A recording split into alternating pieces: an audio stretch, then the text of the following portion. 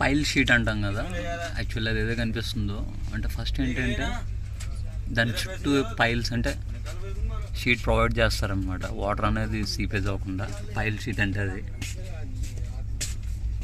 పక్కన కంటిన్యూగా డీవాటరింగ్ చేస్తూ జరుగుతూ ఉంటుంది. ఇది Ahmedabad to Mumbai high speed ట్రైన్కి సంబంధించిన ఫ్లైఓవర్ అనమాట. సర్కిల్ పిల్లర్ ఇది.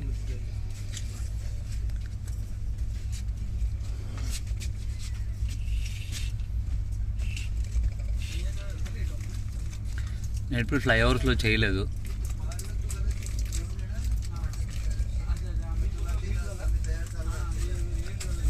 పియర్ చూసారు ఎంత ఉందో. డయా నాకు తెలిసి ఒక 4 మీటర్స్ ఉండొచ్చు.